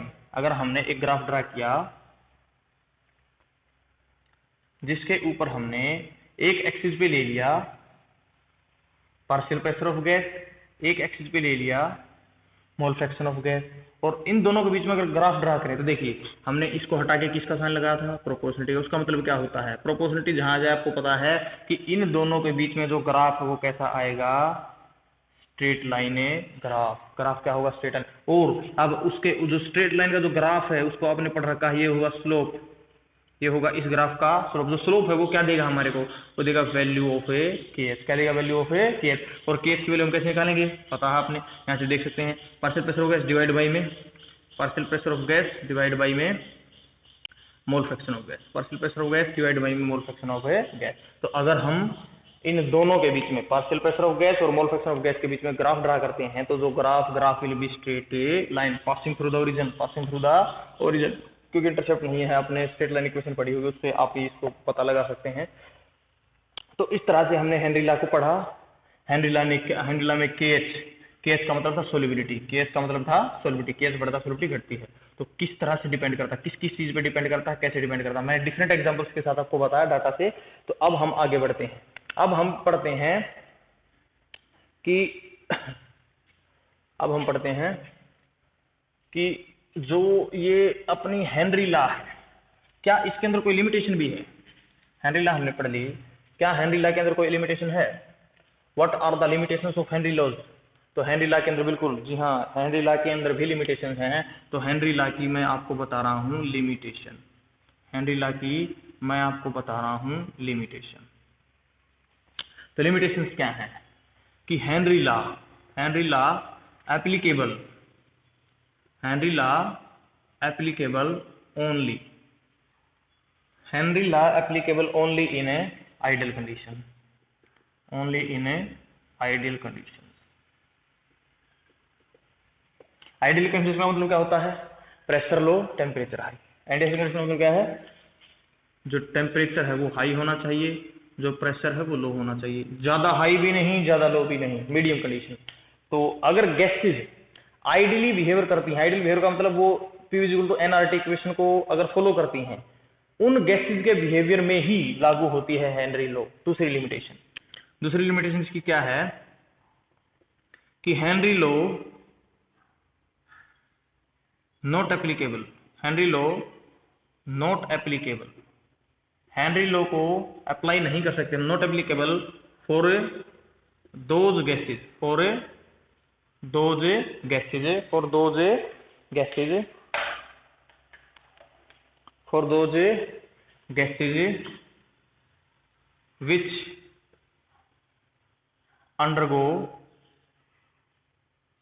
which undergo compound formation, which undergo compound formation, which undergo compound formation or dissociation, या फिर क्या कर लेती हैं डिसोसिएशन किसके साथ, इन डिसोसिएशन इन सॉल्वेंट, कि ये वहां भी अप्लाई नहीं होगी, ये वहां भी अप्लाई नहीं होगी जहां पे जो सोल्यूट है गैस वो सोलवेंट के साथ रिएक्शन कर जाए, या तो कंपाउंड बना ले या उसके अंदर जाके टूट जाए। जैसे एग्जांपल के लिए अगर हम बात करें कि जैसे हमने ले ली गैस अमोनिया NH3 जो गैस थी उसको हमने डिजोल्व कर दिया वाटर के अंदर। अब जो अमोनिया है ये वाटर के अंदर डिजोल्व होते ही ये बना लेती है अमोनियम हाइड्रोक्साइड NH4OH। तो देखिए अमोनिया ने वाटर के अंदर जाके एक कंपाउंड बना लिया, तो पहला काम कर दिया कंपाउंड फॉर्मेशन। अब बोल रहा है नेक्स्ट स्टेप में क्या करती है, नेक्स्ट स्टेप में बोल रहा है ये जो कंपाउंड बना है बोला ये डिसोसिएट भी हो जाता है, ये डिसोसिएट हो जाता है किसके अंदर है NH4 पॉजिटिव प्लस में OHA नेगेटिव। तो जो अमोनियम हाइड्रोक्साइड ये डिसोसिएट हो जाता है NH4 पॉजिटिव और OHA नेगेटिव में। तो अब इस केस में जो सोल्यूट ने सोलवेंट के साथ कंपाउंड बनाया और कंपाउंड बनाने के बाद आगे टूट भी गया, तो इस केस के अंदर हम हेनरी लॉ को अप्लाई नहीं कर सकते क्योंकि इन्होंने रिएक्शन कर ली। हमारे को बनाना था सॉल्यूशन बट इन्होंने रिएक्शन करके कंपाउंड बना दिया, तो अब यहाँ पे अप्लाई नहीं कर सकते। दूसरा एग्जांपल हम इसके लिए अंदर ले सकते हैं HCl गैस को अगर हम वाटर के अंदर डिजोल्व करते हैं, HCl गैस को अगर हम वाटर के अंदर डिजोल्व करते हैं तो HCl गैस क्या करती है, HCl गैस पहले बनाती है HCl एक्वस आयन, पहले बनाती है HCl एक्वस, और फिर HCl जो एक्वस है ये टूट जाता है, जो HCl एक्वस है ये टूट जाता है, H पॉजिटिव एक्वस प्लस में Cl नेगेटिव एक्वस, ये टूट जाता है इस तरह से H positive aqueous plus Cl negative aqueous. तो इस तरह से, तो इस केस में भी हम हेनरी लॉ को अप्लाई नहीं कर सकते। These are two limitations of Henry's law, कि हेनरीज लॉ एक तो आइडियल कंडीशन में ही अप्लाई होता है, दूसरा ये उन गैसेज के लिए ऊपर अप्लीकेबल नहीं है जो सॉल्वेंट के साथ इंटरेक्ट करती हैं, लाइक उनसे कंपाउंड बनाती हैं फिर उसके अंदर जाकर डिसोसिएट हो जाती हैं। तो these are the limitations of Henry's law. अब बात करते हैं कि हेनरी लॉ क्यों पढ़ा, तब के हेनरी लॉ पढ़ रहे हैं, कब दी, कैसे डिराइव की, दो इक्वेशन बना ली, किस तरह से इसमें न्यूमेरिकल भी निकाल सकते हैं क्योंकि हमने जो वैल्यूज देख ली हैं, हमने जो इक्वेशन निकाल ली है, इक्वेशन के ऊपर न्यूमेरिकल आ सकते हैं, हमारे को पार्शियल प्रेशर ऑफ गैस दिया जा सकता है, साथ में हेनरीज कांस्टेंट की वैल्यू दी जा सकती है, और हमारे से पूछेगा कि सोल्युबिलिटी निकालो, मतलब मोल फ्रैक्शन भी कह सकते हैं, मोल फ्रैक्शन निकालो, number of moles of gas कितनी डिजोल्व है वो निकालने को बोल सकता है, मास ऑफ गैस निकालने को बोल सकता है। वो हम नेक्स्ट लेक्चर के अंदर करेंगे न्यूमेरिकल्स ऑफ हेनरी लॉ, ये एग्जाम बोर्ड एग्जाम के अंदर आ जाते हैं, एनसीईआरटी के भी न्यूमेरिकल्स है, तो हम वो दोनों करेंगे। अब देखिए लिमिटेशन हमने पढ़ ली, अब पढ़ते हैं हम एप्लीकेशन। अब हम पढ़ते हैं एप्लीकेशन, देखिए ध्यान से देखेंगे हम हेनरी लॉ की एप्लीकेशन। हेनरी लॉ की एप्लीकेशन, तो हेनरी लॉ की एप्लीकेशन है, पहली एप्लीकेशन में बताता हूं आपको, इन कोल्ड ड्रिंक्स और carbonated drinks, in cold drinks. तो मैंने आपसे क्वेश्चन पूछा था कि जो कोल्ड ड्रिंक्स वगैरह हैं उनकी बोतल को जब आप ऐसे ओपन करते हो तो आपको फिज की साउंड सुनाई देती है या फिर फिज की ऐसी तरह से आपके पास आवाज आती है, वो क्यों होती है? तो देखिए उसका रीजन क्या है, उसका रीजन हेनरी लॉ ने हमारे को समझाया है। इन कोल्ड ड्रिंक्स या सॉफ्ट ड्रिंक्स या फिर कार्बोनेटेड ड्रिंक्स, ठीक है, उसके अंदर क्या होता है, कोल्ड ड्रिंक या फिर कार्बोनेटेड ड्रिंक आप कह लो, कार्बोनेटेड ड्रिंक्स, बियर आप कह सकते हो, सोडा ड्रिंक्स आप कह सकते हो, इनके अंदर अब देखिए इनके अंदर क्या होता है, ये हमने कोई भी वो जो हमने ये कोई भी बड़ा ही अच्छा डायग्राम में बना देता हूं। इसको हमने जब इस ड्रिंक को हमने, ये है हमारी कोल्ड ड्रिंक, ठीक है, या फिर कार्बोनेटेड ड्रिंक। अब इसके अंदर हमने CO2 गैस को डिजोल्व कर रखा होता है, इसके अंदर हम CO2 गैस को डिजोल्व कर रखा होता है, और उसको डिजोल्व करने के लिए हमने यहाँ पे जो प्रेशर है वो बहुत ज्यादा रखा होता है। हमने यहाँ पे जो प्रेशर है वो बहुत ज्यादा रखा होता है। क्यों रखा होता है, हमने पढ़ लिया कि pressure above the liquid is directly proportional to solubility. Pressure ज्यादा कर देंगे तो CO2 गैस इस लिक्विड के अंदर डिजोल्व रहेगी, और जब हम इसको खोल के ऐसे पियेंगे तो ये CO2 ही तो हमारे को फिज देती है, जो हमारे को मजा आता है कोल्ड ड्रिंक पीने को, CO2 की वजह से होता है, मुझे गला काटती है इस तरह से। तो अब होता क्या है, अब वो साउंड क्यों आती है, तो देखिए इस बोतल को हम ओपन कर देते हैं, इस बोतल को हमने कर दिया है ओपन। अब ये मत बोल देना कि सर आपने बोतल ही दूसरी बना दी, किसी और चीज की फीलिंग आ रही है बोतल को देख के, वो मत लो। तो अब हमने इस बोतल को कर दिया ओपन। जैसे ही बोतल को ओपन करोगे तो जो यहाँ पे प्रेशर ज्यादा था, जो यहाँ पे प्रेशर है वो हो जाएगा 1 atm। 1 atm means atmospheric pressure. तो अब प्रेशर किसके इक्वल होगा, एटमोस्फेरिक प्रेशर के। पहले प्रेशर ज्यादा था, अब प्रेशर ज्यादा है, अब प्रेशर ज्यादा है, तो जो CO2 यहाँ पे डिजोल्व थी, जो CO2 यहाँ पे डिजोल्व थी वो आएगी बाहर, वो CO2 आएगी बाहर, और CO2 बाहर आएगी, इसीलिए तो वो हमारे को फिश की आवाज आती है। तो ये रीजन होता है कोल्ड ड्रिंक्स के अंदर, ये रीजन होता है कोल्ड ड्रिंक्स के अंदर। तो हम लिख सकते हैं यहाँ पे, हम यहाँ पे लिख सकते हैं कि कोल्ड ड्रिंक्स और carbonated drinks are packed at a high pressure. मैं क्या, इसका मतलब क्या है, at a high pressure, due to which gas की जो सोल्यूबिलिटी, गैस की जो सोल्यूबिलिटी है is more and when cold drinks are opened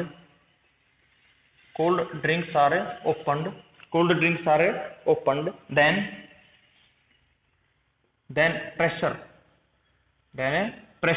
of gas, pressure of a gas या pressure becomes equal to atmospheric pressure, pressure becomes equal to atmospheric pressure, therefore solubility of a gas decreases, so gas molecules escapes out. So gaseous molecules escapes out and produces such type of voice. तो इस तरह से आपने एक application देखा कि cold drinks को pack करने में भी किसको अप्लाई किया हमने, हेनरीज लॉ। तो देखिए जो साइंस का जो इंटरेस्टेड सब्जेक्ट होता है वो इसीलिए होता है, अगर आप साइंस को लॉजिकली पढ़ोगे तो आपके जो सराउंडिंग के अंदर जो आप चीजें देख रहे हैं, प्रोसेस देख रहे हैं, उन सभी के अंदर तो इंक्लूड है साइंस। तो अगर आप साइंस को, अपने सब्जेक्ट को उन चीजों से रिलेट करके देखने लग जाएं तो आप साइंस से कभी बोर नहीं होगे। आपको एक ऐसा नहीं लगेगा इतनी बड़ी किताब है कैसे पढ़े, बिल्कुल नहीं। आप साइंस को बिल्कुल एक नए ढंग से पढ़ना शुरू कीजिए, लॉजिकली आप उसको पढ़ना शुरू कीजिए। तो नेक्स्ट एप्लीकेशन हम देखते हैं। नेक्स्ट एप्लीकेशन है सर, मैं थोड़ा सा इनके जो एक्सप्लेनेशन है उसको मैं बता देता हूं, बट उनको मैं थोड़ा सा लिखवाऊंगा कम। तो देखिए सेकंड एप्लीकेशन है इन स्कूबा डाइविंग, देखिए बोर्ड में पूछे जाने वाले क्वेश्चन है ये काफी बार, इन स्कूबा डाइविंग। तो स्कूबा डाइविंग के अंदर देखिए, स्कूबा डाइवर कौन होते हैं, जो डीप डाइविंग करते हैं, जो सी के अंदर काफी नीचे तक जाते हैं, गोताखोर जिन्हें हम बोलते हैं। तो उनको रेस्पिरेशन के लिए उनकी पीठ पे सिलेंडर होता है। अब वो जो सिलेंडर है उसके अंदर भी हमने अप्लाई कर रखा है हेनरी लॉ। अब यहां से क्वेश्चन आपसे क्या पूछा जाता है, जो जनरली क्वेश्चन पूछा जाता है वो पूछा जाता है why helium is mixed in respiration cylinder, से ओह, स्क्यूबा डाइवर्स, देखिए एसडी का मतलब है स्क्यूबा डाइवर्स। मतलब स्क्यूबा जो डाइवर्स है उनका जो पीठ पे जो सिलेंडर होता है उसके अंदर हीलियम को मिक्स हमने क्यों कर रखा है, उसके अंदर हीलियम को हमने मिक्स क्यों कर रखा है। तो हमने हीलियम को मिक्स क्यों कर रखा है, देखिए जो जनरली एयर की कंपोजिशन होती है स्टूडेंट, वो उसके अंदर होता है नाइट्रोजन, उसके अंदर होता है ऑक्सीजन और उसके अंदर होता है अदर गैसेज। तो नाइट्रोजन होती है 78%, ऑक्सीजन होती है 21%, ठीक है। तो अब जब स्क्यूबा डाइवर्स को अगर हम इसी एयर के सिलेंडर को दे दें, उनको इसी एयर के सिलेंडर को अगर दे दें, तो अब उनको करना क्या है, उनको सी के अंदर एक बहुत ज्यादा डेप्थ के अंदर जाना है, उनको सी के अंदर बहुत ज्यादा डेप्थ के अंदर जाना है। और आपने प्रेशर का एक फॉर्मूला जरूर पढ़ा होगा, रो एच जी, और एच को हम यहाँ पे डी से भी डिनोट कर सकते हैं, डेप्थ।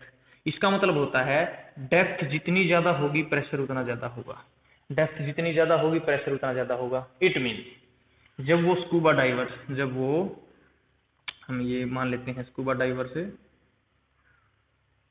ये है एक स्कूबा डाइवर्स है, ठीक है, और ये डाइविंग कर रहा है, स्कूबा डाइवर्स काफी अच्छा।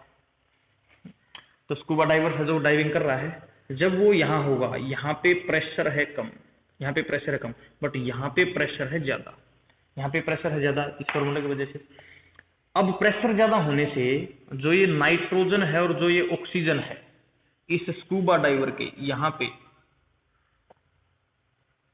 देखिए बेचारा परेशान हो गया है, फेस आप देख सकते हैं। स्कूबा डाइवर के जो ब्लड के अंदर, स्कूबा डाइवर के ब्लड के अंदर जो नाइट्रोजन है और जो ऑक्सीजन है वो बहुत ज्यादा मिल जाएंगी। यहाँ पे प्रेशर कम था, तो इस स्कूबा डाइवर के ब्लड के अंदर नाइट्रोजन और ऑक्सीजन की सोल्युबिलिटी भी कम थी। क्यों थी? क्योंकि प्रेशर बढ़ता है तो सोल्युबिलिटी बढ़ती है, यहाँ पे प्रेशर कम है तो सोल्युबिलिटी भी कम है। सोल्युबिलिटी कम है तो अब इसके ब्लड के अंदर नाइट्रोजन ऑक्सीजन कम जा रही है, बट यहाँ पे जाएगा प्रेशर ज्यादा हो गया तो उनकी सोल्युबिलिटी बढ़ गई। अब ब्लड के अंदर नाइट्रोजन और ऑक्सीजन बहुत ज्यादा हो जाएगी। अब देखिए जो ऑक्सीजन है उसको हमारी सेल्स यूज कर लेती है। ऑक्सीजन भी ज्यादा हो सकती है, अगर ज्यादा ऑक्सीजन को यूज कर लिया तो हमारे को कन्वर्जन हो जाते हैं, मतलब इल्यूजननेस मान सकते हैं आप, वहम होने लगता है। और अगर नाइट्रोजन ज्यादा हो जाए, चलिए हमने एक टाइम पे मान लिया कि ऑक्सीजन को यूज कर लिया, बट नाइट्रोजन का क्या करेंगे? अब नाइट्रोजन ब्लड के अंदर है, कोई दिक्कत नहीं है, यहां तक भी कोई दिक्कत नहीं है, बट दिक्कत कब होगी? जब ये स्कूबा डाइवर वापिस आएगा। अब इसने समुद्र को देख के आ गया, ये समुद्र को देख के आ गया, बट यहाँ आने के बाद उसका फेस बहुत ही बुरा मिलेगा। अब क्यों मिलेगा देखते, क्यों मिलेगा इसका फेस इतना बुरा? इसका फेस इतना बुरा क्यों मिलेगा? क्योंकि जैसे ही ये यहाँ पर आएगा, जो प्रेशर ज्यादा था ये प्रेशर फिर से कम हो जाएगा, ये प्रेशर फिर से कम हो जाएगा। अब जो नाइट्रोजन इसके ब्लड के अंदर थी, अब वो नाइट्रोजन की प्रेशर कम होने से सोल्युबिलिटी घटेगी, हेनरिला ने कहा था। अब सोल्युबिलिटी घटने से जो ब्लड है, जो नाइट्रोजन गैस है वो इसकी जो ब्लड वेसल्स हैं उनके अंदर बुलबुले बनाएगी, नाइट्रोजन गैस के बबल्स, नाइट्रोजन गैस के बबल्स बनेंगे ब्लड वेसल के अंदर। ये क्या है? ब्लड वेसल्स, ये है ब्लड वेसल। तो ब्लड वेसल के अंदर नाइट्रोजन के बुलबुले बनेंगे। अब नाइट्रोजन के बुलबुले बनेंगे तो वो इसकी ब्लड वेसल्स को क्या कर सकते हैं? ब्लॉक। वो उसकी ब्लड वेसल्स को कर सकते हैं ब्लॉक, और ब्लड वेसल को ब्लॉक कर दिया तो ब्लड वेसल्स हो जाएंगी ब्लॉक, ब्लड वेसल्स हो जाएंगी ब्लॉक, और इसी को बोलते हैं हम बेंट डिजीज या फिर decompression disease.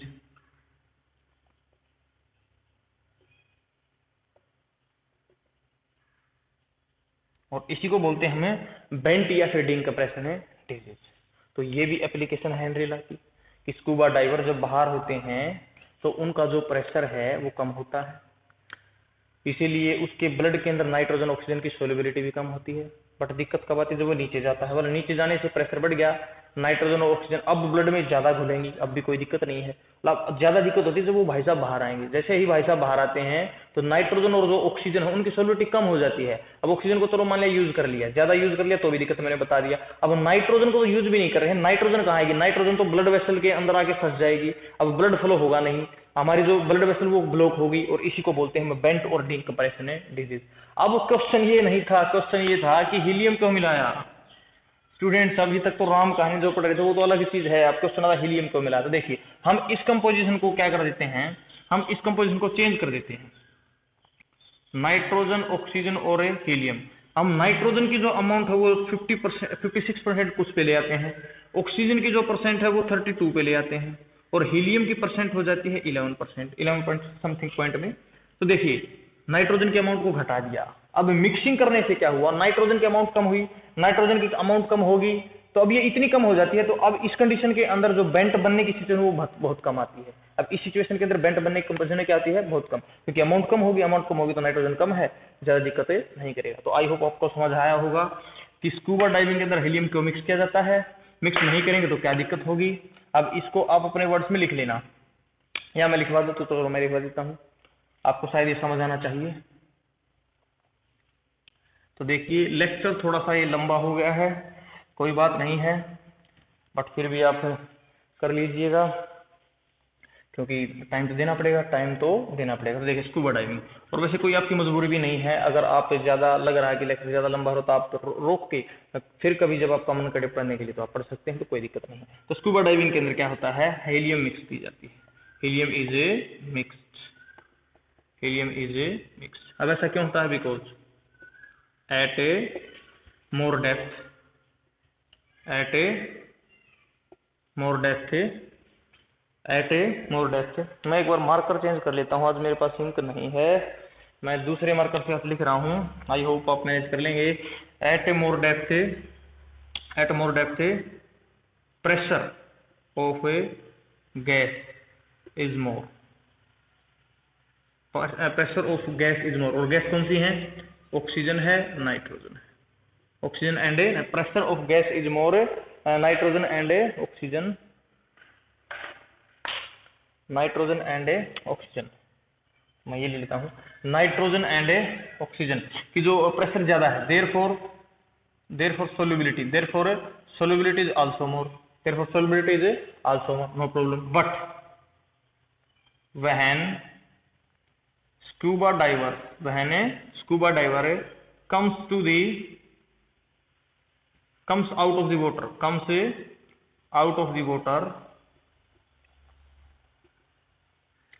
of the water, then pressure of a gases decreases, pressure of gases, therefore their solubility also decreases, and then nitrogen gas forms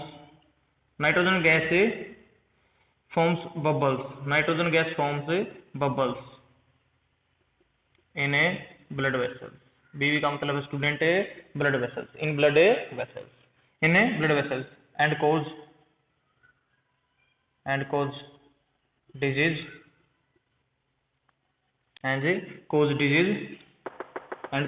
bent or decompression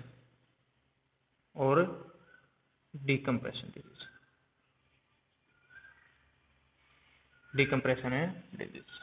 तो इस तरह से, और अगर मेरी हीलियम मिला तो मैं इसका रीजन आपको बता दिया है, बट आपसे एग्जाम से इतना ही पूछा जाएगा तो आपको ये बताना है हेनरी लॉ की एप्लीकेशन है कि प्रेशर बढ़ाता है सोल्युबिलिटी बढ़ती है, प्रेशर को घटा दे सोल्युबिलिटी घटेगी तो दिक्कत क्या होगी। अब इसकी तीसरी एप्लीकेशन पढ़ते हैं, एक और एप्लीकेशन हम इसकी पढ़ देते हैं। तीसरी एप्लीकेशन होती है student in third application is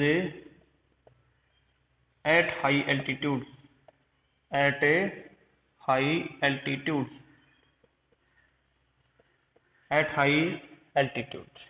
ज्यादा हाइट पे। तो देखिए जो महाशय अभी अपने गए थे समुद्र में, अब उनको मन किया हिल क्लाइंबिंग करने का, माउंटेन पे आगे भाई साहब, माउंटेन पे आके होना चाहिए था खुश, बट हो रहे हैं बिल्कुल परेशान। अब परेशान क्यों हैं, अब परेशान इसलिए हैं इनको ऑक्सीजन कम मिल रही है, अब इनको ऑक्सीजन मिल रही है कम। At high altitude oxygen amount in blood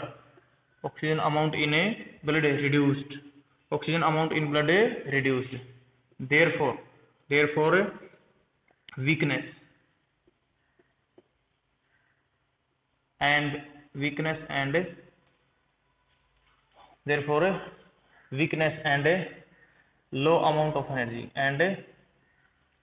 low amount of energy।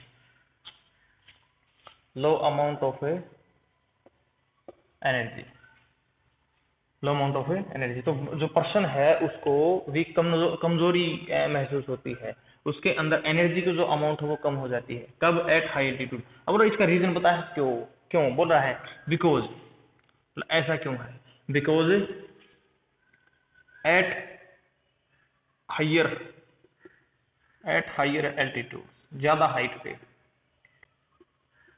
Eight higher altitude partial pressure of gas decreases, therefore their solubility also decreases,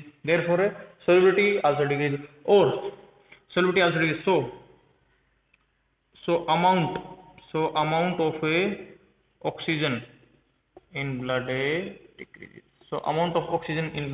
decreases। तो बोल रहा जो ऑक्सीजन की अमाउंट है ब्लड के अंदर वो क्या हो जाती है स्टूडेंट? डिक्रीज, वो हो जाती है डिक्रीज।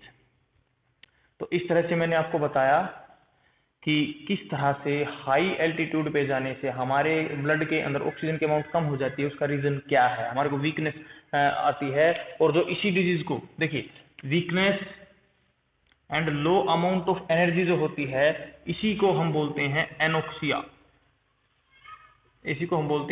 डिजीज। इसी को स्टूडेंट्स हम बोलते हैं एनोक्सिया डिजीज। तो एनोक्सिया डिजीज को समझने में भी हमारे को लगानी पड़ती है हेनरी लॉ, ये तो थर्ड एप्लीकेशन। अब इसकी फोर्थ एप्लीकेशन भी हम कह सकते हैं, इसकी फोर्थ एप्लीकेशन भी होती है। जो फोर्थ एप्लीकेशन है स्टूडेंट वो है, फोर्थ एप्लीकेशन इज लंग्स के अंदर। देखिए हम रेस्पिरेशन के अंदर भी हेनरी लॉ यूज कर रहे हैं। किस तरह से? देखिए जब हमारे लंग्स के अंदर ऑक्सीजन एंटर करती है तो ऑक्सीजन का जो पार्शियल प्रेशर वो ज्यादा होता है।